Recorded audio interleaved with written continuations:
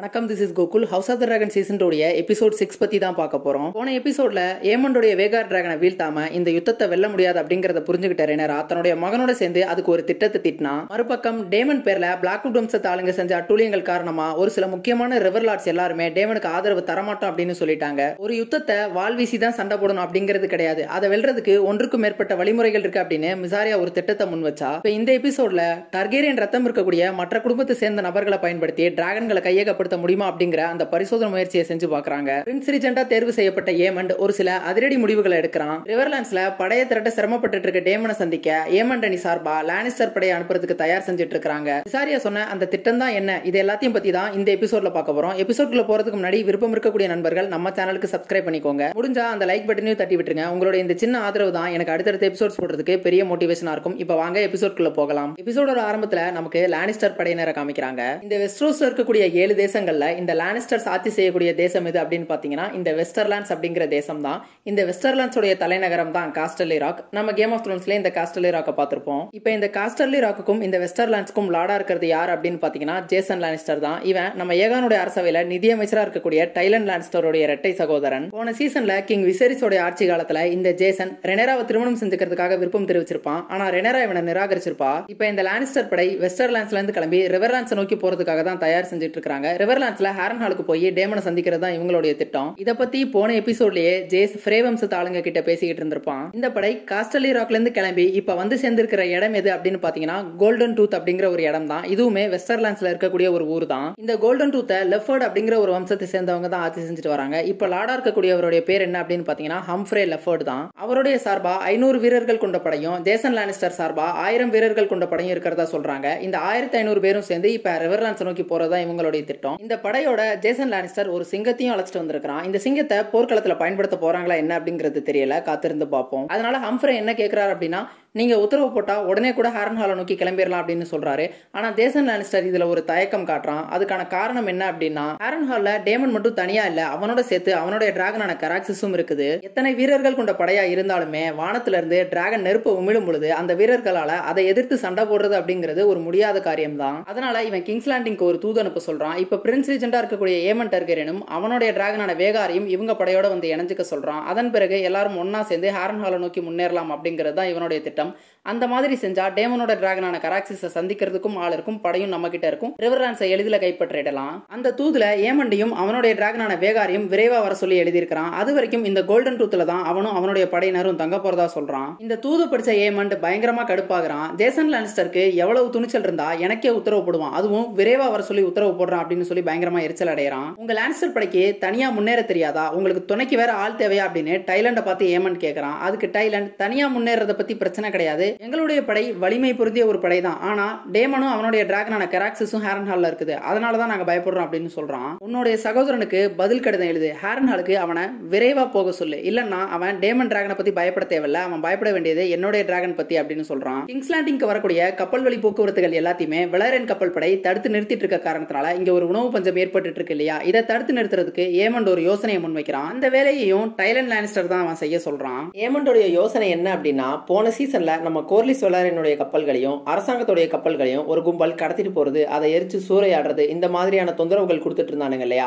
அவனுங்க கூட கூட்டணி வைக்கலாம் அப்படின்னு சொல்றான். இந்த கும்பல்ல இருக்கிறவனுங்க எல்லாருமே பாத்தீங்க அப்படின்னா டைரோஸ், மீர் மற்றும் லீஸ் அப்படின்னு அழைக்கப்படுற 3 நகரங்களை சேர்ந்தவனுங்க. இந்த நகரங்கள் எல்லாமே வெஸ்ட்ரோஸோடைய ஆளுகைக்குள்ளேயும் வராது, எஸ்ஸோஸோடைய ஆளுகைக்குள்ளேயும் வராது. யாருடைய ஆளுகைக்குள்ளேயும் வராத காரணத்தினாலதான் இவங்களை சுதந்திர நகரங்கள் அப்படின்னு அழைக்கிறாங்க. நமக்கு மொத்தமா 9 சுதந்திர நகரங்கள் இருக்குது. அதுல இந்த 3 நகரங்கள் ஒன்னா சேர்ந்து ஒரு கூட்டமைப்பு உருவாக்கி இருக்கிறாங்க. இதுக்கு அவங்க வச்சிருக்கிற பெயர் ட்ரையார்கி. அந்த ட்ரையார்கி கூட கூட்டணி வைக்கலாம் அப்படிங்கிறது தான் ஏமண்ட் டார்கெரியனோட யோசனை. அந்த வேலையை தான் இப்ப டைலன் லானிஸ்டர் பேர்ல கொடுத்திருக்கான். அப்போ இந்த ட்ரையார்கிய தலைமை தாங்கினவனோட பேரு கிராப் ஃபீடர். அவனை தான் டேமன் கொன்றுப்பான். எதிரிக்கு எதிரி நண்பன் அப்படிங்கிற தர்க்கத்தின் அடிப்படையில இவங்க கூட கூட்டணி வச்சோம் அப்படின்னா இவங்க கோர்லிஸ் வெளரனோட கப்பல் படையை தாக்குவாங்க. அதனால கிங்ஸ் லேண்டிங்கை தடுத்துட்டு இருக்கக்கூடிய அந்த தடுப்பணை உடைக்கப்படும் அப்படிங்கிறது தான் ஏமண்ட் டார்கெரியனோட யோசனை. ஆனா அவையில இருக்கக்கூடிய மத்தவங்க இதுக்கு உடன்படுற மாதிரி தெரியல. ஏன்னா இவங்க எல்லாருமே கொள்ளைக்காரர்கள் மற்றும் கூலிப்படைகள். அதனால இவங்க கூட கூட்டணி வைக்கிறது ஒரு ஆபத்தான செயலா போயிடும் அப்படின்னு சொல்லி மறுக்கிறாங்க. ஆனா ஏமண்ட் டார்கெரியன் அதை பத்தி கண்டுக்கிற மாதிரி தெரியல. ஆலிசன்ட் இப்போ நம்ம கிரேஜாய் வம்சத்துக்கு அனுப்ப அனுப்பின கடிதத்துக்கு பதில் வந்துச்சா அப்படின்னு கேக்குறா.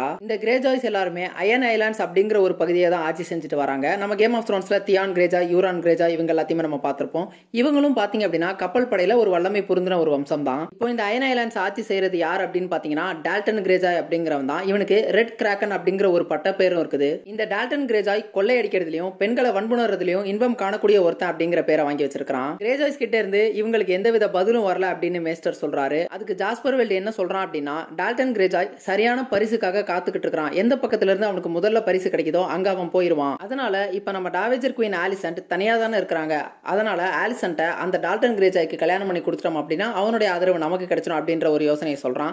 ஆனா ஆலிசன்ட் இதுக்கு மறுத்துடுறா. ஏமண்ட் இப்ப கிறிஸ்டன் கோல அவன் கிட்ட இருக்கிற கொஞ்சம் படையை எடுத்துக்கிட்டு ஹாரன்ஹாலை நோக்கி போக சொல்றான். கிறிஸ்டன் கோல் கிட்ட இருந்த படையில பாதிக்கு மேற்பட்ட நபர்கள் எல்லாருமே ரூக்ஸஸ் யுத்தத்திலே இறந்து போயிருப்பாங்க. அதனால இப்ப படையினு பெருசா இது இல்ல, கொஞ்ச நபர்கள் தான் இருக்காங்க. அதனால கிறிஸ்டன் என்ன சொல்றான் அப்படின்னா ஹைடவர் படை வர்ற வரைக்கும் நம்ம காத்திருப்போம் அப்படின்னு சொல்றான். ஆனா ஏமண்ட் அதுக்கு ஒத்துக்கிற மாதிரி தெரியல. இப்பவே கிளம்பணும் அப்படின்னு சொல்றான். ஏமண்டோட திட்டம் என்ன அப்படின்னா ஒரு பக்கம் ஜேசன் லானிஸ்டரோட படை மேற்குல இருந்தும் இன்னொரு பக்கம் நம்ம படையும் தாக்கணும். இப்படி ரெண்டு முன்னணிகளா நம்ம சண்டை போட்டு டேமனை ரெண்டு பேரோடையும் சண்டை போட நம்ம நிர்பந்தப்படுத்தணும் அப்படின்னு ஏமண்ட் சொல்றான். சரி நீங்க எப்ப வருவீங்க அப்படின்னு கிறிஸ்டன் ஏமண்ட பார்த்து கேட்கறான். அதுக்கு ஏமண்ட் நேரம் கடிஞ்சு வர்றப்போ நான் கண்டிப்பா வந்து உங்களை சந்திக்கிறேன் அப்படின்னு சொல்றான். என்னுடைய சித்தப்பா ஒரு சவால் தான், அதை நான் ஒத்துக்கிறேன். ஆனா அவருக்கு என்ன சந்திக்க துணிச்சல் இருந்தது அப்படின்னா நானும் அதுக்கு தயாரா தான் இருக்கிறேன் அப்படின்னு ஏமண்ட் சொல்றான். கிறிஸ்டனும் இதுக்கு மேல மறுக்க முடியாது அப்படிங்கறத புரிஞ்சுக்கிட்டு கிளம்பிடுறான். மத்தவங்களும் அவங்களுடைய வேலைக்கு போயிடுறாங்க. ஏகான் ஆட்சி செஞ்சுட்டு இருந்த போது அவனுடைய பேர்ல ஆட்டோ ஹைட்டவரோ அல்லது ஆலிசன் ஹைட்டவரோ மத்தவங்களோ தான் அவனை மூல செலவை செஞ்சு இவங்க ஆட்சி செஞ்சுட்டு இருந்தாங்க. ஆனா ஏமண்ட் அப்படி இல்லாம முழு அதிகாரத்தையும் தன்னோட கைக்குள்ள கொண்டு வந்துட்டான். இப்ப கிளம்பி வெளியில போயிட்டு இருக்க கிறிஸ்டன் கோல் கிட்ட ஆலிசன் ஏதோ பேசுறதுக்காக போறா. ஆனா அதுக்குள்ள ஏமண்ட் டார்கேரியன் அவனுடைய அம்மாவை கூப்பிட்டு கொஞ்சம் பேசணும் இங்க வாங்க அப்படின்னு கூப்பிட்டுறான். ஆலிசன் கிங் விசேரிஸோட காலகட்டத்திலும் ஏகானுடைய காலகட்டத்திலும் இந்த அமைச்சரவையில இருந்திருக்கிறா. ஏமண்ட் இப்ப என்ன சொல்றான் அப்படின்னா நீங்க அமைச்சரவையில பங்கு வச்ச ரெண்டு பேருமே இப்ப இங்க இல்ல, அதனால நான் உங்களை அமைச்சரவையில இருந்து விடுவிக்கிறேன் அப்படின்னு சொல்றான். ஆலிசன்ட்டுக்கு இதை கேட்டு பயங்கர அதிர்ச்சி ஆயிடுச்சு. அவ ஏமண்ட் கிட்ட வந்து உன்னுடைய சின்ன வயசுல நடந்த சில அவமானங்களுக்காக நீ இன்னுமா பழி வாங்கிட்டு இருக்கிற, பழி வாங்கினதெல்லாம் போதாதா அப்படின்னு கேக்குறா. ஆனா ஏமண்ட் தன்னுடைய முடிவை மாத்திக்கிற மாதிரி இல்ல. தன்னுடைய கண்ணத்துல கைய வச்சு இதெல்லாம் பேசிட்டு இருக்க ஆலிசன்டோட கைய அப்படியே கீழே இறக்கி விட்டுட்டு உங்களுடைய சேவைக்காக இந்த அமைச்சரவை எப்பயுமே நன்றி கடன் பட்டிருக்கு அப்படின்னு சொல்லிட்டு அங்கிருந்து கிளம்பிடுறான். மறுபக்கம் நம்ம டிராகன் ஸ்டோன்ல ரெனேரா தலைமையில ஒரு ஆலோசனை கூட்டம் கூடுது. நம்ம கோர்லிஸ் வெலாரியன் கடைசியா அந்த ஹேண்ட் ஆஃப் த குயின் பதவியை ஏத்துக்கிட்டு இருக்காரு. இந்த ஆலோசனை கூட்டத்தோட நோக்கம் என்ன அப்படின்னா போன எபிசோட்லயே இந்த யுத்தத்தை நாம வெல்லணும் அப்படின்னா நம்ம வேகார் டிராகனை வீழ்த்தி ஆகணும். அதுக்கு நமக்கு நிறைய டிராகன்கள் தேவை. ஆனா நம்ம கிட்ட டிராகன்களுக்கு பஞ்சம் இல்ல, அதை ஓட்டக்கூடிய ரைடர்களுக்கு தான் பஞ்சம் அப்படிங்கறத ரெனேராவும் ஜேசும் புரிஞ்சுக்கிட்டு ஒரு திட்டத்தை தீட்டினாங்க இல்லையா. அந்த திட்டத்தை செயல்படுத்தி பார்க்கிறதுக்கு தான் இந்த ஒரு ஆலோசனை கூட்டத்தை இப்ப கூட்டி இருக்காங்க. இவங்க கிட்ட ரைடர்கள் இல்லாம இருக்கக்கூடிய 3 டிராகன்களான வெர்மிதோர், சில்வர்விங் மற்றும் சீ ஸ்மோக், இந்த 3 டிராகன்களுக்குமே இவங்க ரைடர்களை தேடி ஆகணும். அதுல முதல் நபரா இவங்க தேர்வு செஞ்சிருக்கிற ஆள் யாரு அப்படின்னு பாத்தீங்கன்னா நம்ம ரெனேராவோட குயின்ஸ் கார்ட்ல இருக்கக்கூடிய ஸ்டெஃபான் டார்க்லைன் தான். இவரை தேர்வு செஞ்சதுக்கான காரணம் என்ன அப்படின்னு பாத்தீங்கன்னா இவருடைய பாட்டியோடைய பாட்டி ஒரு டர்கேரியன் இளவரசி, அவங்களுடைய பேரு ஆரியானா டர்கேரியன். அதனாலதான் இவருக்குள்ளேயும் அந்த டர்கேரியன் குருதி ஓடும் அப்படிங்கிற காரணத்தினாலதான் இவரை தேர்வு செஞ்சிருக்காங்க. அவரை இப்ப கூப்பிட்டு இந்த தகவல்கள் எல்லாத்தையுமே சொல்லிட்டு இருக்காங்க. ரெனேராவால இப்ப யுத்தகலத்தை நேரடியா போய் சந்திக்க முடியாது. அவங்க கிட்ட ஒரு டிராகன் இருந்தாலுமே அது இப்போதைக்கு அமைதியா தான் இருந்தாகணும். ஏன்னா யுத்தகலத்துல ரெனேரா இறந்துட்டாங்க அப்படின்னா தலைமை இல்லாத ஒரு படை வெல்றது அப்படிங்கிறது சுலபமான காரியம் கிடையாது. ஆரம்பத்துல ஸ்டெஃபன் டார்க்லைன் இதை யார் செய்ய போறாங்க, உங்களுடைய 2 மகன்களுமே சின்ன குழந்தைகள், அதனால அவங்களால இது செய்ய முடியாது. ஒருவேளை பிரின்சஸ் ரேனாவை முயற்சி செஞ்சு பார்க்க போறீங்களா அப்படின்னு கேட்கிறாரு. அதுக்கு கோர்லிஸ் அவங்க ஏற்கனவே முயற்சி செஞ்சு பார்த்துட்டாங்க, ஆனா அவங்களால டிராகனை கையகப்படுத்த முடியல அப்படின்னு சொல்லிடுறாரு. அப்ப வேற யாரால இது செய்ய முடியும் அப்படின்னு அவர் கேட்கறதுக்கு உங்களால செய்ய முடியும் அப்படின்னு அந்த காரணத்தையும் சொல்றாங்க. இத வரலாற்று புத்தகங்கள்ல ரெனேரா சரிபார்த்துட்டதாகவும் சொல்றா. இதை கேட்ட ஸ்டெஃபன் அதிர்ச்சி அடைய பக்கத்துல இருந்த பார்டிமஸ் கெல்டிகோர் இதுக்கு வன்மையா மறுப்பு தெரிவிக்கிறாரு. ஆனா அதுக்குள்ளாரவே ஸ்டெஃபன் டார்க்லைன் ரெனேரா கிட்ட வந்து அவன் முன்னால மண்டிட்டு இவ்வளவு பெரிய கௌரவத்துக்கு நான் தகுதியான ஆளா அப்படிங்கிறது கூட எனக்கு தெரியாது, ஆனா நீங்க என்ன கௌரவப்படுத்திருக்கீங்க, அதனால இதை செய்ய நான் தயார் அப்படின்னு சொல்றாரு. ரெனேரா அவர்கிட்ட இது ஒன்னும் உத்தரவு கிடையாது, உங்களுக்கு இதுல விருப்பம் இல்ல அப்படின்னா நீங்க தாராளமா மறுப்பு தெரிவிக்கலாம் அப்படின்னு சொல்றா. ஆனா ஸ்டெஃபன் அவகிட்ட குயின்ஸ் கார்டா இருக்கக்கூடிய எங்களுடைய உயிர் அரசிக்காக சமர்ப்பிக்கப்பட்ட ஒண்ணு, அரசிக்கு இப்படி ஒரு தேவை ஏற்பட்டிருக்க போது அதை முழு மனசா ஏத்துக்கிட்டு அதுக்கு ஆட்பட வேண்டியது எங்களுடைய கடமை, அதுதான் எங்களுடைய உறுதிமொழியும் கூட, அதனால இதை நான் செய்யறதுக்கு முழு மனசா தயாரா இருக்கிறேன் அப்படின்னு சொல்றான். மறுபக்கம் நமக்கு ஹாரன் ஹால்ல மீண்டும் டேமனை காமிக்கிறாங்க. இந்த முறை தன்னுடைய அண்ணனான கிங் விசேரிஸ் அவனுடைய கனவு காட்சிகள்ல தோன்றாரு. அந்த கனவு காட்சியில கிங் விசேரிஸும் டேமனும் கிங்ஸ் லாண்டிங் அரண்மனையில அந்த அரியணை இருக்கக்கூடிய அந்த அறையில இருக்கிறாங்க. போன சீசன்ல கிங் விசேரிஸ் டேமனை நீக்கிட்டு ரெனேராவை வாரிசா அறிவிச்சிருப்பாரு இல்லையா, அதே காட்சி இங்க மீண்டும் நிகழுது. என்னுடைய மனைவியும் மகனும் இறந்து போய் என்னுடைய குடும்பம் சிதறுண்டு போயிருக்கிற இந்த சமயத்துல நீ எங்க பக்கம் நிக்காம உன்னுடைய சுய எழுச்சியை கொண்டாடுறியான்னு போன சீசன்ல கேட்ட அதே வார்த்தைகளை விசேரிஸ் இப்பவும் உச்சரிக்கிறாரு. அந்த ஒரு சம்பவத்தினால தன்னுடைய அண்ணன் இன்னும் அவன் மேல கோபமா இருக்கிறாரான்னு டேமன் முதல்ல புரியாம முடிக்கிறான். ஆனா அந்த மாதிரியான ஒரு துயர் மிகுந்த நேரத்துல டேமன் அவங்க பக்கம் நிக்காம தன்னுடைய எழுச்சியை கொண்டாடின ஒரு குற்ற உணர்வு தான் அவனுக்கு இந்த மாதிரியான கனவுகளை கொடுத்துக்கிட்டு இருக்குது. விசேரிஸ் இப்படி பேசிட்டு இருக்க அந்த அறை கதவு தானாவே சாத்தப்படுது. இந்த காட்சியினால தொந்தரவு செய்யப்பட்ட டேமன் அந்த அறையிலிருந்து வெளியேறணும் அப்படின்னு முடிவு செஞ்சு அந்த கதவு கிட்ட வந்து கதவு திறக்க முயற்சி செய்யறான். ஆனா அவன் எவ்வளவுதான் முயன்றும் அந்த கதவு திறக்க மாட்டான் அப்படிங்குது. காரணம் என்ன அப்படின்னா இந்த காட்சிகள் அனைத்துமே மாயை தான், டேமனுடைய மூளைக்குள்ள நிகழக்கூடிய ஒரு சம்பவங்கள் தானே தவிர உண்மை கிடையாது. டேமன் எப்போதுமே தன்னுடைய கடந்த கால தவறுகளை நினைச்சு வருந்துற மாதிரியோ அதை நேரடியா சந்திச்ச மாதிரியோ எங்கேயுமே இருக்காது. அவன் தன்னுடைய தவறுகள் எல்லாத்தையுமே எப்படி சரி கட்டுவான் அப்படின்னு பாத்தீங்கன்னா வன்முறையால தான். உதாரணமா போன சீசன்ல விசேரிஸ் ரெனேராவா வாரிசா அறிவிச்ச உடனே அவன் டிராகன் முட்டையை திருடிட்டு போயிட்டு டிராகன் ஸ்டோன்ல இருந்தது. அதன் பிறகு ஸ்டெப் ஸ்டோன்ஸ்ல போர் செஞ்சது.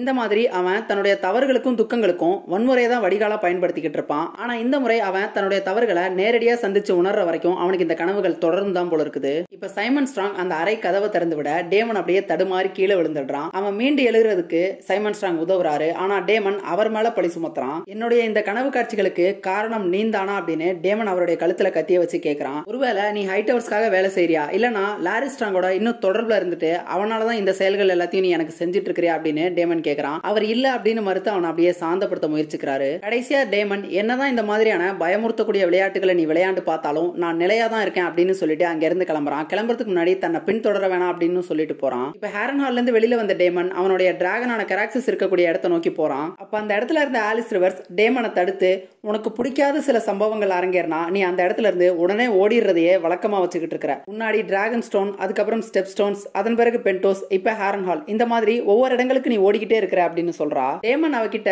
நான் சாப்பிடக்கூடிய உணவுல ஏதோ கலந்துட்டாங்க, எனக்கு விதவிதமான கனவு காட்சிகள் எல்லாமே வருது, அது மட்டும் இல்லாம நான் பல மணி நேரங்கள் என்ன செஞ்சுக்கிட்டு இருந்தேன் அப்படிங்கறதே தெரியாத அளவுக்கு நேரங்கள் என்னுடைய நினைவுல இருந்து காணாமல் போயிடுது அப்படின்னு சொல்றான். இப்ப கூட நான் கண் விழிச்சா எங்க போயிட்டு வந்தேன் இப்ப எங்க இருக்கிறேன் அப்படிங்கறதே சில நேரங்கள்ல புரிய மாட்டேங்குது அப்படின்னு டேமன் சொல்றான். அதுக்கு ஆலிஸ் டேமனை பார்த்து இந்த உலகத்துல உன்னை விட என்னை விட ஏன் வாழும் நினைவுகளை விட பழமையானது நிறையவே இருக்குது. நாம எல்லாருமே இந்த உலகத்துல சம்பவங்களை நிகழ்த்தக்கூடிய முக்கியமான நபர்களா நம்ம நாமே கருதிக்கிறோம். ஆனா அந்த இயற்கைக்கு முன்னாடி சம்பவங்களை நிகழ்த்துறதுக்கு ஒரு கருவியா தான் நம்ம பயன்படுறோம். நாம எல்லாரும் சதுரங்கத்துல வெறும் பகடைகள் தான் அப்படின்னு சொல்றா. டேமன் இப்ப அங்க இருக்கக்கூடிய ஒரு பாறையில அமர்ந்து ஆலிஸ் கிட்ட ரெனேரா அந்த மகுடத்தின் மேல ஆசைப்படவே இல்லை, அவ அதை பத்தி யோசிச்சது கூட கிடையாது அப்படின்னு சொல்றான். ஆலிஸ் அவனை பார்த்து அதனாலதான் விசேரிஸ் அவளை வாரிசா அறிவிச்சிருப்பார் போல இருக்கு, கிரீடத்தின் மேல இச்சை கொண்ட நபருக்கு அது கிடைக்கவே கிடைக்காது அப்படின்னு ஆலிஸ் சொல்றா. யோசிச்சு பார்த்தா அது உண்மைதான் போல இருக்குது. காரணம் என்னன்னா ரெனேராவும் அதுக்கு பெருசா ஆசைப்படல, இந்த பக்கம் ஏகானும் ஆசைப்படல. ஆனா ஏகான வற்புறுத்தி தான் அரசன் ஆக்கியிருப்பாங்க. நல்லா யோசிச்சு பார்த்தா விசேரிஸ் கூட அந்த மகுடத்தின் மேல பெருசாலாம் ஆசைப்படல, அவர்கிட்ட அது வந்து சேர்ந்துச்சு, அவரால் என்ன முடியுமோ அதை செஞ்சுட்டு இந்த உலகத்தை விட்டு போயிட்டார் அப்படின்னு ஆலிஸ் டேமன் கிட்ட சொல்றா. நான் இங்க படையை திரட்டுறதுக்கு ரொம்பவே சிரமப்பட்டு இருக்கேன், இந்த ரிவர் லார்ட்ஸை சமாளிக்கிறதுக்கு ஏதாவது ஆலோசனை இருந்தா சொல்லு அப்படின்னு சொல்லி டேமன் கேட்கறான். உடனே ஆலிஸ் கொஞ்சம் அதிர்ச்சி ஆகி டேமன் டர்கேரியன் உதவி கேட்கிற நிலைமைக்கு வந்துட்டாரா அப்படின்னு சொல்றா. அதுக்கு உடனே டேமன் நான் உதவி கேட்கல, ஆலோசனை தான் கேட்டேன்னு சொல்றான். இப்ப கூட டேமன் தன்னுடைய வீராப்ப தக்க வச்சுக்கிறான். ஆலிஸுடைய முகபாவம் அப்படிவா வலிக்க அப்படின்னு சொல்ற மாதிரி தான் இருக்கு. ஒருவேளை இந்த கனவு காட்சிகள் எல்லாத்தையுமே இவ தான் செய்யறா போல இருக்குது, அது கிட்டத்தட்ட உறுதியான மாதிரி தான் தெரியுது.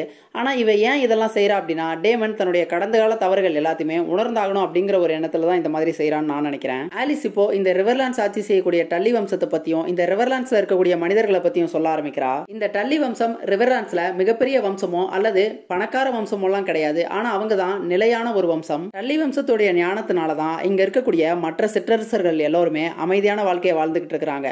டல்லி வம்சம் மட்டும் இல்ல அப்படின்னா மற்ற சிற்றரசர்கள் எல்லாருமே ஒருத்தர் அடிச்சுக்கிட்டு செத்துருப்பாங்க அப்படின்னு ஆலிஸ் சொல்றா. ஆனா குரோவர் டெல்லினால எந்த ஒரு பயனுமே இல்ல அப்படின்னு டேமன் சொல்றான். அதுக்கு ஆலிஸ் ஆனா அவருடைய ஆதரவு இல்லாம மத்த ரிவர்லார்ட்ஸ் யாருமே உனக்கு ஆதரவு தெரிவிக்க மாட்டாங்க அப்படின்னு சொல்றா. அப்ப நான் எதுவுமே செய்ய முடியாது, இங்க இருந்து கிளம்புறதான் ஒரு வழி அப்படின்னு சொல்லி டேமன் அங்க இருந்து கிளம்புறான். அவன் ஆலிஸை பார்த்து எனக்கு உதவி தேவைப்படுது ஆலிஸ் அப்படின்னு சொல்றான். உடனே ஆலிஸ் தன்னுடைய கைகளை நீட்டி யாரையோ கூப்பிடுற மாதிரி தெரியுது. அப்ப அங்க இருக்கக்கூடிய ஒரு ஆந்தை திடீர்னு வந்து அவருடைய கையில வந்து அமர்ந்துருது. முந்தைய எபிசோட்கள்லயே ஆலிஸ் ரிவர்ஸ் தான் ஒரு ஆந்தை அப்படின்னும் மனித உருவுல வாழ்ந்துட்டு இருக்கிறதா சொல்லியிருப்பா. ஒருவேளை இந்த ஆந்தைய அவளால கட்டுப்படுத்த முடியும் அப்படின்னு நினைக்கிறேன். நம்ம கேம் ஆஃப் த்ரோன்ஸ்ல ஸ்டார் குழந்தைகள் ஓநாய்களை கட்டுப்படுத்துவாங்க. ஆலிஸ் கடைசியா டேமனை பார்த்து இப்போதைக்கு நீ எதுவுமே செய்யாத, 3 நாட்கள்ல காற்றின் திசை மாறும் அப்படின்னு சொல்றா. எங்க மறுபக்கம் டிராகன் ஸ்டோன்ல அந்த டிராகன் பாகன்கள் எல்லாருமே சேர்ந்து டிராகன் அழைக்கக்கூடிய அந்த பாடலை பாடி டிராகன் அழைச்சிட்டு இருக்காங்க. ஸ்டெஃபன் டார்க்லினுக்கு ரெனேரா தேர்ந்தெடுத்திருக்கிற டிராகன் சீ ஸ்மோக் தான். ஆனா சீ ஸ்மோக்குடைய ரைடரான லேனார் வெலாரியன் இன்னும் இறந்து போகல, அவர் உயிரோட தான் ஈஸ்ட்ல வாழ்ந்துகிட்டு பார்த்துக்கிட்டு இருக்காரு. போன சீசன்ல இறந்த மாதிரி ஒரு நாடகத்தை அரங்கேற்றி அவர் இங்கிருந்து தப்பிச்சு போயிருப்பாரே தவிர அவர் இறந்திருக்க மாட்டாரு. ஒரு டிராகன் தன்னுடைய ரைடர் உயிரோட இருக்கும்போது வேற யாரையும் தன்னை ரைட் பண்ண அனுமதிக்காது. அப்படி இருக்கும் பட்சத்துல ரெனேரா ஏன் சீஸ்மோக் டிராகனை தேர்ந்தெடுத்தா அப்படிங்கிறது தெரியல. ஒருவேளை லேனார் போய் பல காலங்கள் ஆகிட்ட காரணத்தினால அவருக்கும் சீஸ்மோக்குக்கும் இடையே இருந்த அந்த பிணைப்பு அற்று போயிருக்கலாம் அப்படின்னு ரெனேரா நம்புறாளோ என்னவோ. டிராகன் வெளியில வர்ற வரைக்கும் காத்திருக்கக்கூடிய இவங்க எல்லாருமே ரொம்பவே பதட்டமா தான் இருக்காங்க. குறிப்பா ஸ்டெஃபன் டார்க்லைன் ரொம்பவே பயந்து போய் தான் தெரிகிறாரு. அங்க இருக்கக்கூடிய டிராகன் பாகன்கள் எல்லாருமே பயத்தை காட்டக்கூடாது அப்படின்னு சொல்லி கூட ஸ்டெஃபன் டார்க்லைன் ரொம்பவே பயந்து தான் போயிருக்காரு. இப்ப அங்கிருந்து மெதுவா சீஸ்மோக் டிராகன் அப்படியே மேல எழுந்து வருது. டிராகன் இவங்க எல்லாரையும் பார்த்து கலவரம் அடைஞ்சு ஒரு மாதிரி சீர்ற மாதிரி தெரியுது.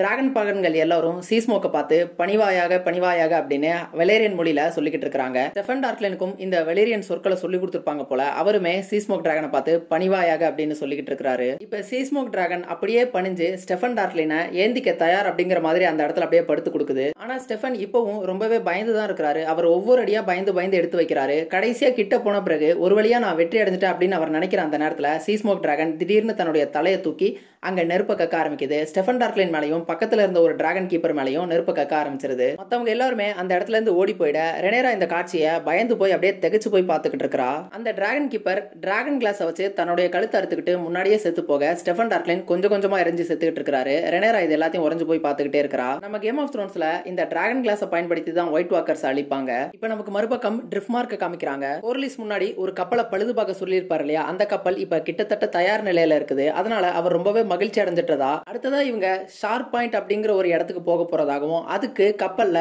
கோர்லிஸோடைய துணை மாலுமையா ஆலனை கூப்பிடுறாரு. ஆனா ஆலனுக்கு இதுல விருப்பம் இல்ல.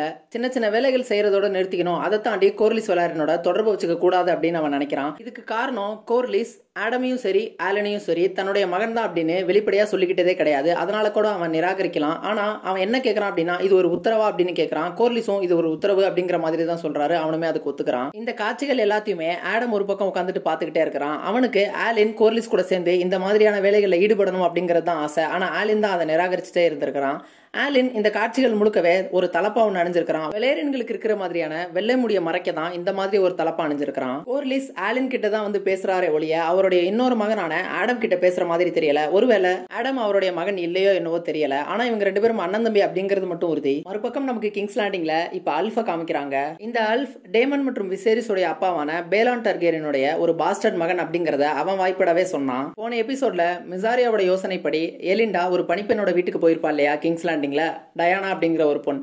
அந்த பெண் தான் இப்ப அல்ஃபுக்கு உணவு பரிமாறிட்டு இருக்கா. கிங்ஸ் லேண்டிங்ல இங்க ஏற்பட்டிருக்க போர் சொல்லறதுனால மீனை தவிர எதுவுமே சாப்பிட்றதுக்கு இல்ல போல இருக்குது. அவளுமே மீனை தான் கொண்டு வந்து அவனுக்கு பரிமாறுறா. இதனால அவன் ரொம்பவே எரிச்சல் அடையறான். இப்ப அந்த உணவகத்துக்கு சில்வியா அப்படிங்கிற ஒரு பெண் வந்திருக்கா. இந்த பெண்ணை நம்ம முன்னாடியே பார்த்திருப்போம். போன எபிசோடுகள்ல ஏமன் டர்கேரியன் இவ கூட தான் அப்பப்ப வந்து நேரத்தை செலவிட்டு இருப்பான். இந்த சில்வி டயானா இவங்க எல்லாருமே ஒன்னா வேலை பார்க்கறவங்க தான். இவங்களுடைய திட்டம் என்ன அப்படின்னா, போன எபிசோட்ல மிசாரியா ஒரு யோசனை சொன்னா இல்லையா, பொதுமக்கள் கிட்ட சில வதந்திகளை பரப்பி விடணும் அப்படின்னு. ஏகான் அணி சார்பா அவங்க மேல ஒரு சில வதந்திகளை இந்த பொதுமக்கள் கிட்ட பரப்பி விடுறது தான் இவங்களுடைய வேலை. அதுக்காக தான் இப்ப இவங்க குழுமி இருக்காங்க. ஆனா வெளியில அதை காட்டிக்க மாட்டாங்க. இந்த சில்வி பிராத்தல நடத்திட்டு இருக்கக்கூடிய ஒரு பெண். அதனால அவ என்ன சொல்றா அப்படின்னா, அவளுடைய பெண்கள்ல சிலரை அரண்மனைக்கு அழைச்சிட்டு போனதாகவும் அங்க பிரின்ஸ் ரீஜென்டா புதுசா தேர்வு செஞ்சிருக்கிற ஏமன் டர்கேரியனோட அந்த பதவியை கொண்டாடுற விதமா ஒரு பெரிய விருந்தோம்பலே நடந்தது அப்படிங்கிற மாதிரி அங்க சொல்லிக்கிட்டு இருக்கா. இங்க மக்கள் எல்லாருமே உணவுக்காக சிரமப்பட்டு இருக்க இந்த வேளையில அங்க அரண்மனையில எல்லாருமே அரச விருந்து சாப்பிட்டு இருக்காங்க அப்படிங்கிற ஒரு எண்ணத்தை இந்த பொதுமக்கள் மத்தியில விதைக்கணும் அப்படிங்கிறது தான் இந்த சில்வி மற்றும் இந்த பெண்களுடைய திட்டம். இதை எல்லாத்தையும் அந்த உணவகத்தில் இருக்கக்கூடிய எல்லாருமே பாக்குறாங்க.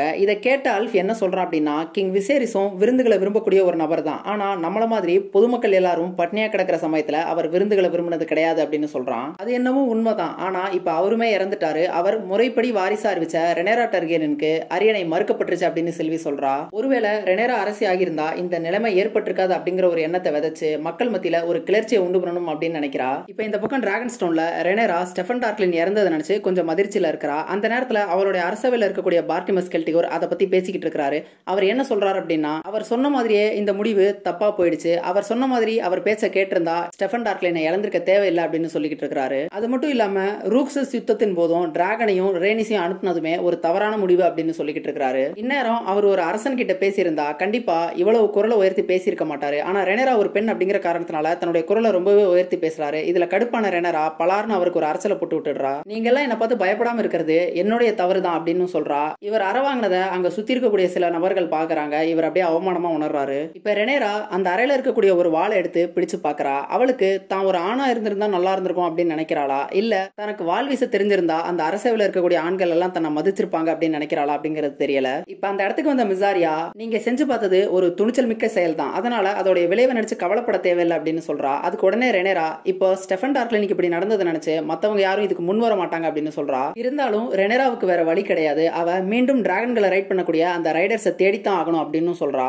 இப்ப மிசாரியா கிங்ஸ் லேண்டிங்ல இருக்கக்கூடிய அந்த பொதுமக்கள் எல்லாருமே நம்ம பரப்பின அந்த வதந்திகளை கவனிக்க ஆரம்பிச்சிட்டாங்க அப்படின்னும் அவங்க அதை நம்புறதுக்கும் தயாரா தான் இருக்கிறாங்க அப்படின்னு சொல்றா. பட்னியா இருக்க அவங்க எல்லாருமே இந்த பழிய ஏகான் மேல சுமத்துறதுக்கு தயாரா தான் இருக்கிறாங்க அப்படின்னு மிசாரியா சொல்றா. இது நமக்கு ஒரு நல்ல செய்தி அப்படின்னு சொல்றா. இது மட்டுமே போதுமா அப்படின்னு ரெனேரா கேட்க, அதுக்கு மிசாரியா, இப்பதானே நம்ம தீக்குச்சிகளை உரசி இருக்கிறோம், இன்னைக்கு இரவு பத்த வச்சு கொளுத்தி போட்டு வேடிக்கை பார்ப்போம் அப்படின்னு சொல்றா. ரெனேரா அதுக்கு கிளர்ச்சி ஏதாவது எழும் பட்சத்துல ஏமண்டதை இரும்பு கரம் கொண்டு ஒடுக்கிடுவான் அப்படின்னு சொல்றா. அதுக்கு உடனே மிசாரியா, நான் இந்த சம்பவத்தினால ஏமண்ட ஆட்சி கட்டில இருந்தே அகற்றிட முடியும் அப்படின்னு நான் சொல்ல வரல, ஆனா தன்னுடைய சொந்த நகரத்துல அமைதி இல்லாம கிளர்ச்சி வெடிச்சிருக்கும் பொழுது அவனால வெளியில போய் நிம்மதியா போர் புரிய முடியாது அப்படின்னு சொல்றா. ரெனேராவும் சரின்னு சொல்லிட்டு அந்த அறையில இருந்து வெளியில கிளம்புறா. கிளம்பும் போது அவ கையில வச்சிருந்த அந்த வாளையும் கூடவே எடுத்துட்டு போறா. அதை பார்த்த மிசாரியா, இது உங்களுக்கு பொருத்தமா இருக்கு அப்படின்னு சொல்றா. இப்ப கிங்ஸ் லேண்டிங் அங்காடியில பொருள்களை வாங்குறதுக்காக மக்கள் எல்லாரும் வரிசையில நின்னுட்டு இருக்காங்க. அந்த வரிசையில நம்ம ஹியூவோடைய மனைவி கேட்டும் நின்னுட்டு இருக்கா. அந்த வியாபாரி கடைசியா ஒரு ஆளுக்கு பொருளை கொடுத்துட்டு இங்க எல்லாமே தீந்து போச்சு அவ்வளவுதான் அப்படின்னு சொல்றான். உடனே கேட் முன்னாடி வந்து, எனக்கு மீந்து போன பொருள்கள் இருந்தாலும் பரவாயில்ல, அதையாவது கொடுங்க அப்படின்னு சொல்றான். ஆனா அவன் எதுவுமே இல்ல அப்படின்னு சொல்லிடுறான். இப்ப அங்க இருக்கக்கூடிய அரச காவலர்கள் எல்லாரும் சில ஆடுகளை கொள்முதல் பண்ணிக்கிட்டு அந்த அங்காடி வழியா அரண்மனை நோக்கி போய்கிட்டு இருக்காங்க. இந்த ஆடுகள் எல்லாமே அரச குடும்பத்தை சேர்ந்தவர்களுக்கும் அவங்களுடைய டிராகன்களுக்கும் பயன்பட போகுது.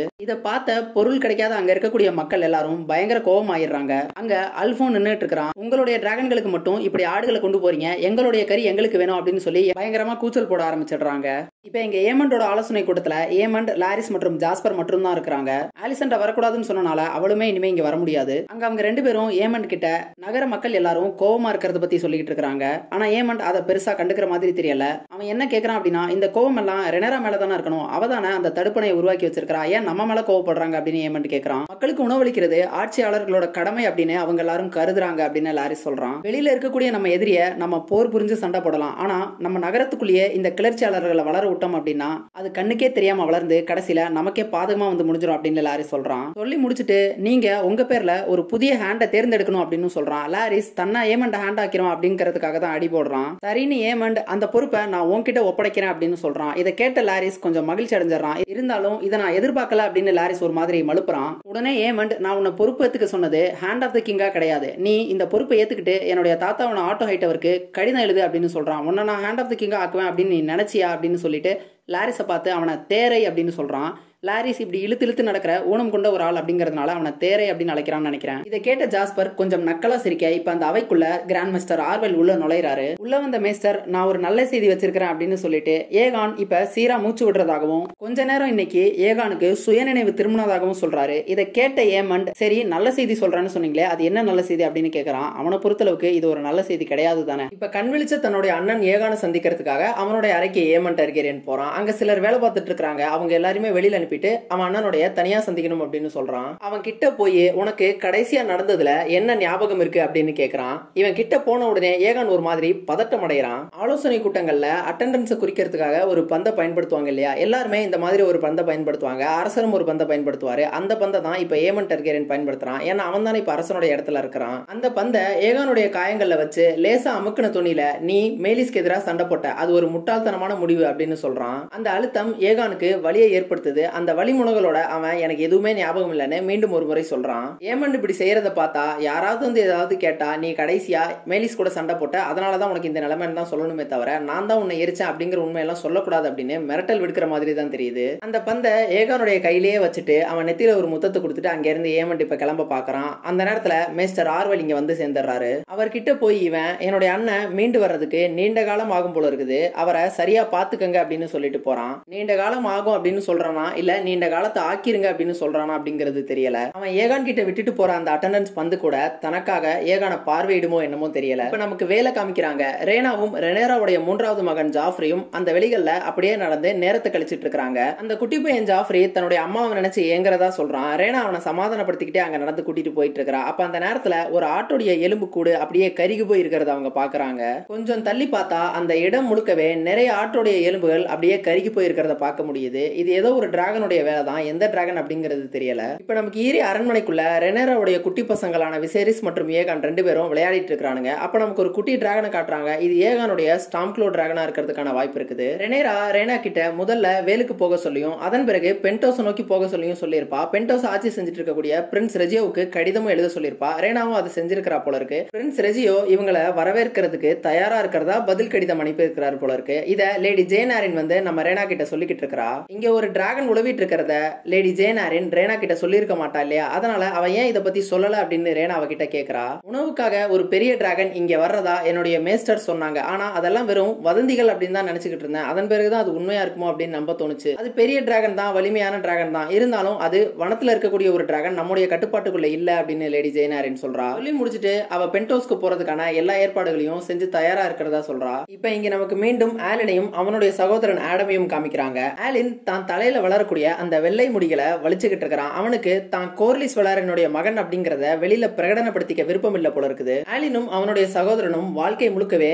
இந்த ட்ரிஃப்மார்க் கோட்டையினுடைய நிழல்ல தான் வாழ்ந்ததாகவும் இதுக்கு மேலேயும் அவனுக்கு அங்க இருக்கிறதுக்கு விருப்பம் இல்ல அப்படின்னு ஆலின் சொல்றான். ஆனா ஆடமை பொறுத்தளவுக்கு கோர்லிஸ் வளாரன் கொடுக்குற இந்த மிகப்பெரிய வாய்ப்பை பயன்படுத்திக்கிட்டு அவன் கூட சேர்ந்து துணை மாலுமியா ஆலின் போகணும் அப்படின்னு விரும்புறான். இப்ப வாரிசுகள் இல்லாம தத்தளிச்சிட்டு இருக்க கோர்லிஸ் வளாரன் ஒருவேளை தேவை ஏற்பட்டா ஆலினையே தன்னுடைய வாரிசாக்கி அந்த ட்ரிஃப்ட்வுட் அரியாசனத்தை கூட அவனுக்கு கொடுக்கலாம் அப்படின்னு ஆடம் சொல்றான். ஆனா ஆலின் அதுக்கு தன்னுடைய அந்த மிகப்பெரிய கோட்டை கடலால விழுங்கப்பட்டாலும் நம்மள அவருடைய மகன் அப்படின்னு அவர் ஏத்துக்கிட்டு வெளியில சொல்ல மாட்டார் அப்படின்னு சொல்லிடுறான். உனக்காவது இவ்வளவு பெரிய வாய்ப்பு கிடைச்சிருக்குது, ஆனா என்ன பாரு என்னை அவரு கண்டுக்க கூட மாட்டாரு அப்படின்னு ஒரு மாதிரி ஆடம் வருத்தப்படுறான். இப்ப இங்க மறுபக்கம் டிராகன் ஸ்டோன்ல ரெனேரா தன்னை சுத்தி இருக்கவங்களே தன்னை நம்பாத பட்சத்துல எப்படி தான் ஒரு நல்ல ஆட்சியாளரா திகழ முடியும் அப்படிங்கிறது தெரியாத ஒரு சிந்தனையிலையும் குழப்பத்திலையும் இருக்கிறா. அவ என்ன நினைக்கிறா அப்படின்னா அந்த அவையில இருக்கக்கூடிய ஆண்கள் எல்லோருமே ரெனேராவை ஒண்ணு அவங்களுடைய அம்மா மாதிரி பாக்குறாங்க, இல்ல அப்படின்னா தங்களுடைய மகள்கள் மாதிரி பாக்குறாங்களே தவிர தன்னை ஒரு ஆட்சியாளர் மாதிரியோ ஒரு அரசி மாதிரியோ பார்க்க மாட்டாங்க அப்படின்னு அவ ஆதங்கப்படுறா. இப்ப அந்த இடத்துக்கு அவகிட்ட ஜேஸ் வந்து பேச்சு கொடுக்கறான்.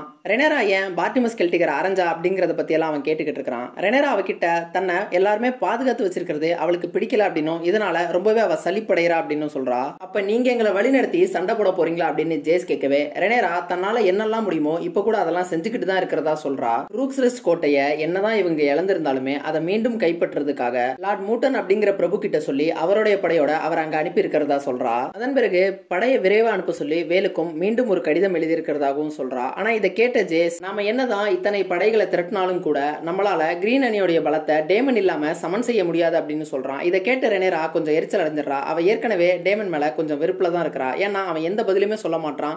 அவன் தனக்கு தான் இன்னும் சேவை செய்யறானா அப்படிங்கறதே அவளுக்கு தெரியாம இருக்குது. இவங்க பேசிட்டு இருக்க இந்த நேரத்துல மிசாரி அந்த இடத்துக்கு வந்து ரெனேரா கிட்ட நம்முடைய பரிசு அனுப்பப்பட்டு விட்டது அப்படின்னு சொல்றா. என்ன பரிசு அப்படிங்கிறது புரியாம ஜேஸ் முழிக்கிறான். ஆனா ரெனேராவும் அவங்க கிட்ட சொல்ற மாதிரி தெரியல. இதனால ஜேஸ் அதிருப்தி அடைஞ்சு அங்கிருந்து நகர்ந்துடுறான். இப்ப இங்க கிங்ஸ் லேண்டிங்ல பிளாக் வாட்டர் கடற்கரை ஓரமா சில மக்கள் எல்லாம் அங்க வரக்கூடிய நண்டுகளை பிடிச்சுக்கிட்டு இருக்காங்க. அப்ப அந்த நேரத்துல அங்க ஒரு படகு வருது. அந்த படகோட மையத்துல ரெனேராவுடைய கொடி வேரூன்றப்பட்டிருக்கு. அந்த படகுல என்ன இருக்கு அப்படின்றதுக்காக அங்க நின்றுட்டு இருந்தவன் அதை போய் பாக்குறான். அப்ப பார்க்கும் பொழுது அதுக்குள்ள காய்கறிகளும் பழங்களும் ஏனைய உணவு பதார்த்தங்கள் எல்லாமே அதுக்குள்ள இருக்குது. ரெனேரா மக்களை மறக்காத ஒரு நல்லுள்ளம் கொண்ட ஒரு அரசி அப்படிங்கிற ஒரு எண்ணத்தை இந்த மக்கள் மத்தியில விதைக்கிறதுக்காக இவங்க போட்ட திட்டம் தான் இது. இதே மாதிரி அங்க பல படகுகள் வந்திருக்கு. அதுல எல்லாத்துலயுமே உணவுகள் இருக்குது. மறுபக்கம் ஆலிசன் தன்னுடைய மகனை பார்க்க வந்தவ அவனுடைய அறையில இரவு தூங்கிட்டா போல இருக்குது. இப்ப விடிஞ்சிருச்சு. இப்ப அங்க வந்த மேஸ்டர் கிட்ட என்னுடைய மகன் தேறிட்டு தான் சொன்னீங்க, ஆனா எந்த மாற்றத்தையும் நான் பார்க்கலையே அப்படின்னு சொல்றா. அதுக்கு மேஸ்டர் ஏகான் ஒரு நாளைக்கு 10 மணி நேரம் தூங்குறதாகவும் எப்போவாதுதான் அவருக்கு சுயநினைவு வர்றதா சொல்றாரு. அவன் மீண்டு வந்தாலும் கூட அவனால பழைய மாதிரி இருக்க முடியாது அப்படிங்கறத ஆலிசன் புரிஞ்சுக்கிறா. இப்ப மேஸ்டர் கிட்ட நான் என்னுடைய அப்பாவுக்கு தூது அனுப்ப சொன்னேன், அனுப்புனீங்களா அப்படின்னு கேட்கிறா. அவரும் நான் ஹை கார்டன் மற்றும் ஓல்ட் டவுன் எல்லாத்துக்குமே அனுப்பி பார்த்துட்டேன், ஆட்டோ ஹைட்டவர் கிட்ட இருந்து எந்த பதிலுமே இல்ல. இப்ப ரீச்ல ஒரு பெரிய போர் நடந்துட்டு இருக்கதா சொல்றாரு. போன சீசன்ல கிறிஸ்டன் கோல் லார்ட் லைமன் வீஸ்பெரிய அந்த ஆலோசனை கூட்டத்துல கொண்டிருப்பான் இல்லையா? ரெனேராவை நிராகரிச்சுட்டு ஏகான் அரசர் ஆக்கிறதுக்காக அவங்க ஒரு திட்டத்தை தீட்டிட்டு இருக்கும் போது இது அரச துரோகம் அப்படின்னு சொல்லி அவர் மறுத்திருப்பாரு. அந்த நேரத்துல கிறிஸ்டன் அவரை கொண்டிருப்பான். அதனால பீஸ்பரி வம்சத்தை சேர்ந்தவங்க எல்லாருமே இப்ப ஹைட்டவர் படைக்கு எதிராக போர்க்குடி தூக்கிட்டதா அவர் சொல்றாரு. இப்ப மறுபக்கம் கோட்டையிலிருந்து கிறிஸ்டன் கோலுடைய படை ஹாரன்ஹாலை நோக்கி போய்கிட்டு இருக்காங்க. ஒரு பக்கம் இவங்களும் மறுபக்கம் லானிஸ்டரும் ஹாரன்ஹாலை தாக்கணும் அப்படிங்கறதா ஏமண்டோடைய திட்டம். அதுக்காக தான் இவங்க கிளம்பிட்டு இருக்காங்க. இப்ப கிறிஸ்டன் கோலை தேடி ஆலிசன்ட் அங்க வந்திருக்கா. அவளை பார்த்து அவளுடைய சகோதரன் குவெயின் என்ன இந்த பக்கம் அப்படின்னு சொல்லி அவளை கேட்கறான். அவனுக்கு புரியுது இவங்களுக்குள்ள ஏதோ நடக்குது அப்படிங்கிறது. ஆனா என்ன அப்படிங்கிறது அவனுக்கு இன்னும் தெளிவு கிடைக்கல. அவனை பார்த்து ஆலிசன் சமாளிச்சு நான் உனக்கு தான் விடை கொடுக்க வந்தேன் அப்படின்னு சொல்றா. அதுக்கு அவன் நன்றி சொல்லிட்டு அங்க இருந்து கிளம்ப பாக்குறான். அந்த நேரத்துல அவன் கிட்ட நம்ம அப்பா கிட்ட இருந்து உனக்கு எதுவும் செய்தி வந்துச்சா அப்படின்னு கேட்கறா. அப்பா எப்பவுமே உனக்கு தானே ஏதாவது கடிதம் எழுதுவாரு, அப்ப நீ தான் என்கிட்ட சொல்லணும், எனக்கு எதுவும் வரல அப்படின்னு சொல்றான். ஒரு பக்கம் ஏமண்ட் அவளை அரசவையில இருந்து நீக்கிட்டான். மறுபக்கம் கிறிஸ்டன் கோலும் இங்க இல்ல. அதனால ஆலிசன் ரொம்பவே தனிமையில உணர்றா. அதனாலதான் அவருடைய அப்பாவை தேடிட்டு இருக்காரு போல இருக்கு. அதன் பிறகு அவங்களுடைய குழந்தை பருவத்தை பத்தி எல்லாம் பேசிக்கிட்டு இருக்காங்க. அதன் பிறகு ஆலிசன் தன்னுடைய மூன்றாவது மகனான டேரான் டர்கேரியனை பத்தி கேட்கிறா. ஆலிசனுக்கும் விசேரிஸ்க்கும் கடைசியா ஒரு மகன் இருக்கிறான். அவனுடைய பேர் தான் டேரான் டர்கேரியன். டேரானுக்கு இப்ப 16 வயசு ஆயிடுச்சு போல இருக்குது. அதனால தன்னுடைய அம்மாவுக்கு முன்ன மாதிரி அவன் கடிதம் எல்லாம் எழுதுறது இல்ல போல இருக்குது. டேரான் அழகானவன் அப்படின்னும் அதே நேரத்துல வசீகரமிக்க ஒரு ஆண்மகன் அப்படின்னும் குவெயின் சொல்லிக்கிட்டு இருக்கிறான். அவன் வாழ்வீச்சுல எந்த அளவுக்கு கை தேர்ந்து இருக்கிறானோ அதே அளவுக்கு வீணை வசிக்கிறதுலயும் அவன் கை தேர்ந்தவன் அப்படின்னு சொல்றான். இது எல்லாமே போக அவன் பிறரிடத்துல அன்பு செலுத்தக்கூடிய ஒருத்தன் அப்படின்னு சொல்றான். இதை கேட்ட ஆலிசன் அப்படியே மனம் நெகிழ்ந்து போயிடுறா. தன்னுடைய மகன்கள்ல ஒருத்தனாவது இப்படி அன்பு செலுத்தக்கூடியவனா இருக்கிறானே அப்படின்றத நினைச்சு அவ பூரிப்படைறா. ஆனா நகைமுரண் என்ன அப்படின்னா அந்த ஒரு மகன் தான் ஆலிசன்றால வளர்க்கப்படாத ஒருத்தன். அதனால தன்னுடைய வளர்ப்புல தான் ஏதோ கோளாறு இருக்கதா ஆலிசன் ஹைட்டவர் உணர்றா. ஆனா குவெயின் அவகிட்ட உன்னுடைய வளர்ப்புலாம் எந்த கோளாறும் இல்ல, உன்னால என்ன முடியுமோ அதை நீ சிறப்பா தான் செஞ்சிருக்கிற. பிரச்சனை இந்த அரண்மனையிலையும் இந்த அரண்மனையில கிடைக்கக்கூடிய சுகபோகங்கள் எல்லாம் தான் ஏகானியும் ஏமண்டியும் இந்த மாதிரி மாத்தி வச்சிருக்குது அப்படின்னு குவெயின் சொல்றான். கடைசியா குவெயின் அவளுக்கு விடை கொடுத்துட்டு அங்க இருந்து கிளம்புறான். இப்ப கிறிஸ்டன் கோல் அங்க இருந்து ஆலிசன்ட பாத்துக்கிட்டே இருக்கிறான். அவங்க ரெண்டு பேரும் பேச முடியாத காரணத்தினால பார்வையாலேயே ரெண்டு பேரும் விடை கொடுத்துக்கிறாங்க. இப்ப ஹெலினா தன்னுடைய அறையில அவருடைய வெட்டிக்கிளிகளை பாத்துக்கிட்டு உட்கார்ந்துட்டு இருக்கா. இப்ப அந்த அறைக்கு ஆலிசன் ஹைட்டவர் உள்ள வரா. உள்ள வந்த ஆலிசன் கிட்ட ஹெலினா அவளுடைய வெட்டிக்கிளிகள்ல ஒரு வெட்டிக்கிளி கூச்சல் போடுறத நிறுத்திட்டதா சொல்றா. இதுக்கு பின்னாடி என்ன குறியீடு இருக்கு அப்படிங்கிறது தெரியல. ஏன்னா ஹெலினாவால வருங்காலத்தை உணர முடியும். அவ இப்படி உணர்றத புரியாத மொழிகள்ல தான் வெளிப்படுத்தி இருக்கிறா. இந்த முறை இப்படி அவ சொல்றதன் மூலமா இங்க இருக்கக்கூடிய யாருக்காவது பேச்சு திறன் நின்னு போதா அப்படிங்கிறது தெரியல. காத்திருந்து பார்ப்போம். உள்ள வந்த ஆலிசன்ட் ஹெலினாவை கோயிலுக்கு கூப்பிடுறா. ரெண்டு பேரும் சேர்ந்து ஏகானுக்காக பிரார்த்தனை செய்யலாம் அப்படின்னு சொல்லி கூப்பிடுறா. இப்ப நமக்கு கிங்ஸ் லேண்டிங் தெருக்கல்ல ஹியூ ஹேமரை மீண்டும் காமிக்கிறாங்க. அவன் சீஸோடைய நாய்க்குட்டிய வருடி கொடுத்துட்டு இருக்க அந்த நேரத்துல மக்கள் எல்லாம் சாப்பாடு எடுத்துக்கிட்டு போயிட்டு இருக்கதை பார்க்க முடியுது. ரெனேராவுடைய படகுல இருந்து கிடைச்ச பொருட்களை தான் இவங்க எடுத்துட்டு போயிட்டு இருக்காங்க. இப்ப இதை பார்த்த ஹியூ இதெல்லாம் எங்க இருந்து கிடைச்சதுன்னு அங்க வரக்கூடிய ஒருத்தன் கிட்ட கேட்கறான். இதெல்லாம் ரெனேராவுடைய படகுகள்ல வந்ததாகவும் ரெனேரா இப்ப கூட நம்மள மாதிரி சாதாரண நாட்கள் பத்தி யோசிக்கக்கூடிய ஒரு அரசியா இருக்கிறா அப்படின்னு அவன் சொல்லிட்டு போறான். மிசாரியாவுடைய அந்த திட்டம் ரொம்ப அழகா வெற்றி பெற்றிருக்கு அப்படின்னு தான் நம்ம எடுத்துக்கணும். இப்ப தனக்கு உணவு கிடைக்குமா அப்படின்னு ஹியூ அந்த பகுதியை நோக்கி ஓடுறான். அப்ப எதிர்த்தாப்புல ஒருத்தன் உணவுகளை கொண்டு வந்துட்டு இருக்கான். அவனை அடிச்சு போட்டுட்டு அவன்கிட்ட இருக்கிற உணவை எடுத்துக்கிட்டு இவன் போயிடுறான். அந்த அளவுக்கு இவங்க எல்லாருமே பஞ்சத்துல அடிபட்டு இருக்காங்க போல இருக்குது. இப்ப பல நூறு மக்கள் அந்த உணவுகளை எடுக்கிறதுக்காக தெருக்கல்ல குடுமி இருக்கிறாங்க. இந்த நேரத்துல ஆலிசனும் ஹெலினாவும் கோயில்ல பிரார்த்தனை செஞ்சுட்டு இருக்காங்க. இந்த மக்கள்னால அவங்களுக்கு ஏதாவது ஆபத்து வந்துடும் அப்படிங்கிற காரணத்தினால பாதுகாவலர்கள் எல்லாருமே அவங்க ரெண்டு பேத்தையும் உடனே கிளம்பி ஆகணும் அப்படின்னு சொல்லி அவங்கள கிளப்பி அழைச்சிட்டு போறதுக்காக பாக்குறாங்க.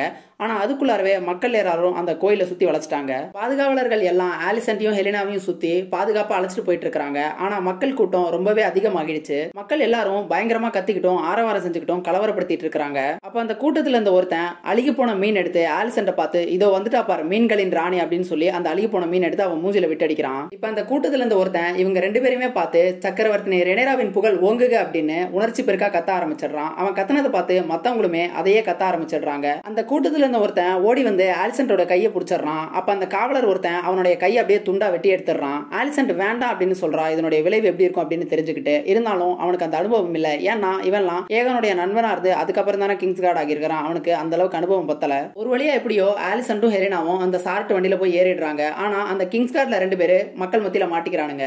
மக்கள் எல்லாம் அவனுங்களை கீழே தள்ளி போட்டு பயங்கரமா அடிக்கிறானுங்க. உயிரோட விட்டுட்டானுங்களா இல்ல சாவடிச்சிட்டாங்களா அப்படிங்கிறது தெரியல. இப்ப அந்த சார்ட் வண்டி அங்கிருந்து கிளம்புது. வண்டி கிளம்புறப்ப கூட வெளியில இருந்து மக்கள் எல்லாருமே சக்கரவர்த்தி ரெனேரா நீடூடி வாழ்க அப்படின்னு சொல்லி கத்துற அந்த சத்தம் கேட்டுக்கிட்டே இருக்குது. இங்க நடந்த இந்த கலைபரத்துல ஆலிசன்டோடைய கையில ஒரு வெட்டுக்காயம் ஏற்பட்டிருக்கு. கிட்டத்தட்ட சீசன் 1ல ரெனேராவோட கையில ஒரு வெட்டுக்காயம் ஏற்பட்டுச்சு இல்லையா, ஆலிசன்டால தான் அந்த காயம் ஏற்பட்டுச்சு. அதே மாதிரியான ஒரு வெட்டுக்காயம் இங்கே ஏற்பட்டிருக்கு. இந்த காயம் கூட நேரடியா இல்லனாலும் மறைமுகமா ரெனேராவால தான் ஆலிசன்ட்டுக்கு இந்த காயம் ஏற்பட்டிருக்கு. லாரிஸ் இப்போ ஏகானை சந்திக்கிறதுக்காக இங்க வந்திருக்கான். அங்க ஒரு பணிப்பெண் ஏகானுக்கு அந்த வலி நிவாரண மருந்த நேரத்துக்கு நேரத்துக்கு ஏற்ப கொடுத்துக்கிட்டே இருக்கிறா. ஆனா லாரிஸ் இதுக்கு மேல கொடுக்க வேண்டாம்னு சொல்லிட்டு அந்த மருந்தை வாங்கிட்டு அந்த பெண்ணை வெளியில அனுப்பிடுறான். ஏகான் துணிச்சலா போய் டிராகனோட சண்டை போட்டுட்டு வந்ததை லாரிஸ் பாராட்டுறான். ஆனா அதே நேரத்துல ஏகானால இனிமேல் பழையபடி ஒரு முழுமையான மனிதனா இருக்க முடியாது அப்படிங்கறதையும் லாரிஸ் சொல்றான். ஏகானுடைய ஒரு கண் பயங்கரமா பாதிப்படைஞ்சிருக்குது. அவனுடைய கால் முடமாவதுக்கு கூட வாய்ப்பு இருக்குது. ஏகானுக்கு இப்ப முழுமையா இருக்கிறதெல்லாம் அவனுடைய மூளை மட்டும் தான் அப்படின்னு லாரிஸ் சொல்றான். அதனால இந்த மருந்து குடிச்சுக்கிட்டே இருந்தா வலி போயிடும். ஆனா அதே நேரத்துல அவனுடைய மூளை மழுங்கடிக்கப்படும், அதையும் சொல்றான். லாரிஸ் இப்ப ஏகான் கிட்ட தன்னுடைய கதையை பத்தி சொல்றான். லாரிஸ் பிறந்த பொழுதே அவனுடைய ஒரு கால் ஊனமா பிறந்ததா சொல்றான். இதுக்கான காரணத்தை அவனுடைய அப்பா அவங்க வீட்டுல இருந்த இன்னொரு நபர் மேல பழி சுமத்தினதா சொல்றான். அந்த நபர் செஞ்ச மந்திரத்தால தான் இவனுக்கு இந்த மாதிரி நிகழ்ந்ததா அவனுடைய அப்பா பழி சுமத்திருப்பார் போல இருக்கு. ஒருவேளை இவனுடைய அப்பாவான லயனல் ஸ்ட்ராங் ஆலிஸ் ரிவர்ஸ் மேலதான் பழி சுமத்தினாரோ என்னவோ தெரியல. லாரிஸ மத்தவங்க எல்லாரையும் ஒரு ஊனமுற்ற ஒருத்தன் அப்படிங்கறதுனால ஒரு கீழ்த்தனமான பார்வை தான் பார்த்தாங்க அவனை பார்த்து அப்படிங்கறதெல்லாம் சொல்லிக்கிட்டு இருக்கிறான். இனிமேல் ஏகானையும் மக்கள் அப்படிதான் பார்ப்பாங்க அப்படிங்கறதையும் சொல்றான். உங்க முன்னாடி அதை நேரடியா வெளிப்படுத்தாவிட்டாலும் வெளியில போயிட்டு உங்க பின்னாடி அதை தான் பேசுவாங்க. உங்களை ஒரு வலிமையற்ற ஒரு ஆளா தான் பார்ப்பாங்க அப்படின்னு சொல்றான். லாரிஸையும் சுத்தி இருக்கவங்க ஒரு வலிமையற்றவனா தான் பார்த்திருப்பாங்க போல இருக்கு. ஆனா அவன் அதையே தனக்கு சாதகமா பயன்படுத்திட்டான். இவன் இந்த மாதிரியான செயல்களை செய்ய முடியாது அப்படின்னு மத்தவங்க மத்தியில ஒரு எண்ணத்தை ஏற்படுத்தி செய்யவே முடியாத ஒரு கொடிய செயல்கள் எல்லாத்தையுமே லாரிஸ் செஞ்சுக்கிட்டு இருக்கான். அதே அறிவுரையை தான் இப்ப ஏகானுக்கும் அவன் சொல்றான். இப்ப இங்க ஆட்சி செஞ்சுட்டு இருக்கிறது உங்களுடைய தம்பி தான். உங்களுடைய தம்பி ஆட்சி செய்யறாரு அப்படின்னா உங்களுடைய உயிருக்கு ஆபத்து அப்படின்னு அர்த்தம் அப்படின்னு லாரிஸ் சொல்லவே ஏகான் தன்னை காப்பாத்தும் மாதிரி கெஞ்சுறான். லாரிஸ் இப்போ அவன் வந்ததோடைய உள்நோக்கம் நிறைவடைஞ்சிட்ட மாதிரி ஒரு பார்வையை பார்க்கறான். இப்ப ஹேரன் ஹால்ல டேமனுக்கு மீண்டும் தன்னுடைய அண்ணன் அவனுடைய கனவுல வராரு. அவர் தன்னுடைய மனைவியின் பிணத்து பக்கத்துல நின்னுக்கிட்டு அழுதுகிட்டு இருக்கிறாரு. டேமன் உண்மையிலே அவருடைய மனைவி இறந்த போது அவர் பக்கத்துல இல்லாத ஒரு குற்ற உணர்ச்சி தான் இந்த காட்சியை வரவழைச்சு அவனை தொந்தரவு செய்யுது. இவன் ஹேரன் ஹால்ல இருந்துட்டு கிங்ஸ் லேண்டிங் பத்தி கனவு காண்றதுனால அந்த கிங்ஸ் லேண்டிங் அரண்மனைக்குள்ள கூட நீர்லாம் ஒழுகிட்டு இருக்க மாதிரி காமிக்கிறாங்க. தன்னுடைய அண்ணன் உயிரோடு இருந்த பொழுது சொல்ல முடியாத ஆறுதலை அவர் இறந்த பிறகு இவனுடைய கனவுல இப்ப ஆறுதல் சொல்லிக்கிட்டு இருக்கிறான். இப்ப சைமன் ஸ்ட்ராங் அவனை எழுப்பி விட பார்த்தா உட்கார்ந்த இடத்துல டேமன் தூங்கிட்டு இருக்கிறான். இந்த ரிவர்லாண்ட்ஸோட லார்ட் குரோவர் டெல்லி இறந்துட்டதாகவும் அடுத்தது அவருடைய பேரனான ஆஸ்கர் டெல்லி தான் இப்ப புதிய லார்ட் அப்படின்னு அவர் சொல்றாரு. அவர் எப்படி இறந்தாருன்னு டேமன் கேட்க அதுக்கு சைமன் அவர் முன்னாலேயே படுத்த படுக்கையா தான் இருந்தாரு. அவங்களுடைய மேஸ்டர்ஸ் எவ்வளவு முயன்றும் கடைசியா கைவிரிச்சிட்டாங்க. அதனால ஆலிஸ் ரிவர்ஸ் போய் தன்னால முடிஞ்சது செஞ்சு பார்த்தா ஆனா அவளாலையுமே காப்பாற்ற முடியல அப்படின்னு சொல்றாரு. சைமனுக்கும் இந்த சதி புரிஞ்ச மாதிரி தான் முகபாவத்தை வெளிப்படுத்திட்டு அங்க இருந்து போறாரு. டேமன் இப்ப அவர் அங்கிருந்து நகர்ந்த உடனே உடஞ்சு அப்படியே அழ ஆரம்பிக்கிறான். தன்னுடைய இறந்த அண்ணனை நினைச்சு அவன் ஏங்கி அழுகிறான் அப்படின்னு தான் நினைக்கிறேன். இப்ப இங்க ஆடம் ஸ்பைஸ் ஸ்டோன் அப்படின்னு அழைக்கப்படுற ஒரு கடற்கரை ஓரமா உலாத்திட்டு இருக்கிறான். அப்ப அந்த நேரத்துல டிராகன் ஸ்டோன்ல இருந்து ஸ்டெஃபன் டார்க்லைனை எரிச்ச பிறகு அப்பவே சீஸ்மோக் அங்க இருந்து கிளம்பி இங்க வந்திருக்கும் போல இருக்குது. அவனுடைய தலைக்கு மேல இப்ப அது வட்டம் அடிச்சிட்டு இருக்குது. அது நிலத்துக்கு ரொம்ப பக்கத்துல பறக்கிறதுனால அங்க இருக்கக்கூடிய நபர்கள் எல்லாருமே பயந்து ஓடுறாங்க. ஆனா அது ஆடம தான் குறி வச்சு துரத்துது. அவனும் எங்கெங்கும் தப்பிச்சு ஓடுறான். ஆனா அது அவனை விடுற மாதிரியே தெரியல. மரங்களுக்கு நடுவுல போய் மறைஞ்சிடுறான். ஆனா அப்ப கூட அது அவனை தேடி வந்துருது. இப்ப மாட்டிக்கிட்ட ஆடம் என்ன பண்றதுன்னு தெரியாம அந்த சீஸ்மோக் டிராகனையே பாக்குறான். அதுவும் அவன் கிட்ட வந்து அவனை நெருங்கி பாக்குது. இந்த ஆடம் கோர்லிஸ் வெலரனோட பாஸ்டர்ட் பையனா இருக்கும் பட்சத்துல இவன் லேனார் வெலரனுக்கு சகோதரன் ஆகிடுவான். லேனார் இங்க இருந்த வரைக்கும் சீஸ்மோக் டிராகனை அவன் தானே ஓட்டிக்கிட்டு இருந்தான். அதனால அதை எப்படியோ இந்த டிராகன் உணர்ந்துருச்சா என்ன அப்படிங்கிறது தெரியல. இந்த டிராகன்களுக்கும் அவங்களுடைய ரைடர்களுக்கும் இடையே உள்ள அந்த பிணைப்பு பத்தி நமக்கு தெளிவா எங்கேயுமே இல்ல. எதனால ஒரு டிராகன் ஒரு ஆளை தன்னை ரைட் பண்றதுக்கு அனுமதிக்குது அப்படிங்கிறதும் எதனால அனுமதிக்க மாட்டேங்கிறது அப்படிங்கிறதும் எதுக்குமே நமக்கு தெளிவான விளக்கங்களோ இலக்கணமோ கிடையாது. ஜார்ஜ் மார்ட்டினுடைய வரவிருக்கிற வின்ஸ் ஆஃப் விண்டர் புத்தகத்துல இத பத்தி சில குறிப்புகள் இருக்கிறதா சொல்லியிருக்காங்க. ஆனா அந்த புத்தகத்துல கூட இத பத்தின தெளிவான வரையறை கண்டிப்பா இருக்காது அப்படின்னு தான் நினைக்கிறேன். காரணம் என்ன அப்படின்னா இந்த டிராகன்களுக்கு பின்னாடி மந்திரம் அப்படிங்கிறது இருக்குது. அதனால ஜார்ஜுமே அதை ஒரு புதிரா வைக்கிறதுக்கு தான் விரும்புவாரு. இப்ப இங்க மறுபக்கம் டிராகன் ஸ்டோன்ல மிசாரியா ரெனரா கிட்ட அந்த கிங்ஸ் லேண்டிங்ல நடந்த சம்பவத்தை பத்தி சொல்லிக்கிட்டு இருக்கிறா. கிங்ஸ் லேண்டிங் மக்கள் எல்லாம் தங்கள் பக்கம் திரும்பிட்டு இருக்கிறதாகவும் இது கிரீன்ஸ்க்கு ஒரு எச்சரிக்கை மணியாகவும் ரெனரா தன்னுடைய பலத்தை நிரூபிச்சிட்டதாகவும் மிசாரியா சொல்லிக்கிட்டு இருக்கிறா. ஆனா ரெனரா இதை கேட்டு பெருசா மகிழ்ச்சி அடைஞ்ச மாதிரி தெரியல. அவ அமைதியா தான் இருக்கிறா. ரெனரா தன்னுடைய தற்போதைய நிலையை பத்தி மிசாரியா கிட்ட சொல்லிக்கிட்டு இருக்கிறா. தன்னால இந்த யுத்தத்தை வெல்ல முடியாது அப்படின்னு சொல்றா. ரெனராவுடைய மகன் ஜேஸ் கூட ரெனராவை முழுசா நம்பாம டேமனை தான் நம்புறதா ரெனரா மிசாரியா கிட்ட சொல்லிக்கிட்டு இருக்கிறா. ரெனராவுக்கு டேமன் மாதிரி இருக்கணும் அப்படிங்கறது தான் ஆசை. டேமன் மாதிரி யார பத்தியும் எதை பத்தியும் கவலைப்படாம ஆனா அதே நேரத்துல பிறர் தன்னை பார்த்து பயப்படுற விதத்துல இருக்கக்கூடிய ஒரு நபரா இருக்கணும் அப்படிங்கறதா ஆசை அப்படின்னு மிசாரியா கிட்ட சொல்லிக்கிட்டு இருக்கிறா. ஆனா டேமனுக்கு ரெனரா மாதிரி இருக்கணும் அப்படிங்கறதா ஆசை. ரெனரா தன்னுடைய அப்பாவால ஆராதிக்கப்பட்ட ஒரு பொண்ணு, அதே நேரம் தன்னுடைய அப்பாவால வாரிசாக்கப்பட்ட ஒரு பொண்ணு. இந்த ரெண்டும் தான்